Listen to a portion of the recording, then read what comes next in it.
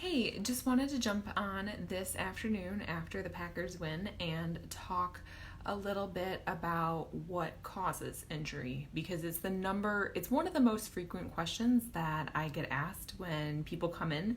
It's usually, well, why did I get injured? Why did I get hurt? There wasn't one specific accident, mechanism, like there was no moment where you felt something pop or snap. And sometimes there is, but a lot of times there isn't. And people are often left wondering why. Why did I get injured? And the truth is there's really not a good answer sometimes because it's a lot of things that all combine together that cause the injury.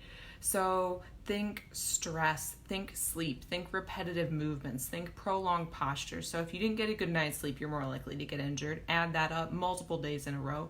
If you sit all day at work all week long and then on Saturday you're much more active, you're cleaning around the house, you're doing some lawn maintenance, and you somehow manage to wake up on Sunday and you're injured. Stuff like that, all of it adds up and wears on our body, and you can kind of think of your life like a big bucket, and I gotta see where my hands are on the screen. You can only have so much in the bucket, and once there's more, whether that's stress, lack of sleep, poor nutrition, more alcohol consumption, you can only put so much in that bucket before the bucket spills over. And when it spills over, that's when you get injured. So you want to prevent the stuff that goes in the bucket from getting up too high, so you can then have more leeway to counteract the daily stressors that you may or may not encounter, because let's be real, life happens.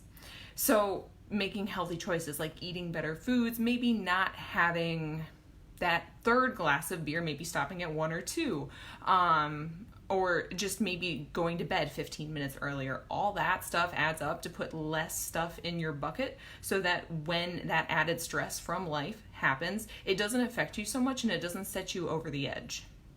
So back to getting injured and having it happen.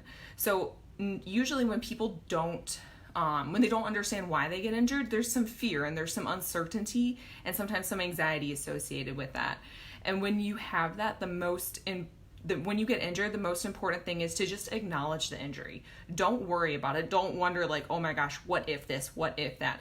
Acknowledge it for what it is and make steps to get yourself on the right path to recovering or rehabbing that injury, and make daily healthy behavior choices instead of freaking out, because injuries do happen. Life happens.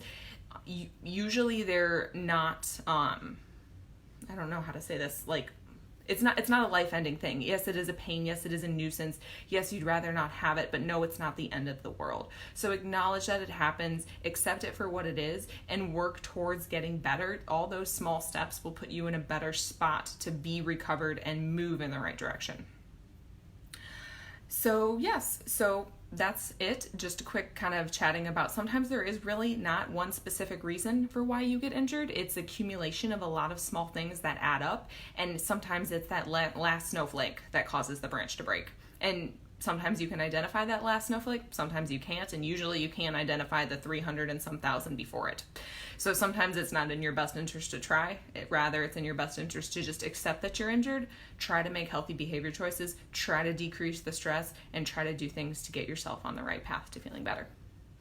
So hope you all have a good rest of your Sunday afternoon.